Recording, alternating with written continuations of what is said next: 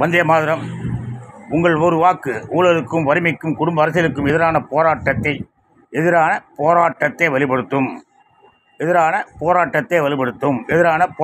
வலுப்படுத்தும்.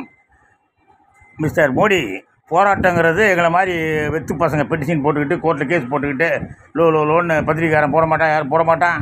அப்படியே நீதிமன்றம் உத்தரவு போட்டாலும் அதை மதிக்க மாட்டாங்க. எங்களை மாதிரி ஆளுங்க இப்போ நடத்துகிறது தான் போராட்டம். எங்களை மாதிரி ஆளுங்க நடத்துகிறது போராட்டம். ஆனால் ட்ரெய்லர் ஆட்சி நடத்துகிற நீங்கள் உங்கள்கிட்ட இருக்க அதிகாரத்தை வச்சு இந்நேரம் ஊழலை ஒழிச்சிருக்கலாம். உண்மையிலேயே ஊழலை ஒழிக்கணும் அப்படிங்கிற அக்கறை இருந்ததுன்னா 2004 2014 வரைக்கும் ஊழல் ஆட்சி நடத்திய மன்மோகன் சிங் சோனியா கம்பெனியை உண்டு இல்லைன்னு பண்ணியிருக்கலாம். திமுகவா உண்டு இல்லைன்னு ஓட விரட்டிருக்கலாம். காமெடி பண்ணிட்டு இருக்கீங்க. உங்களுக்கு போராட்டம் கிடையாது மிஸ்டர். கடமையை செய்யாமல் விட்டுட்டீங்க.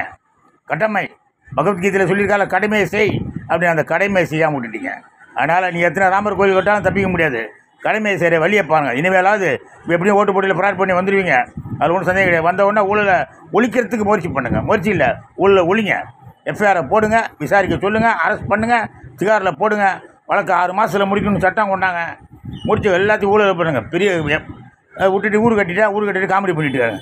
போராட்டம் வெங்காய போராட்டம். ஜெய் ஹிந்த்.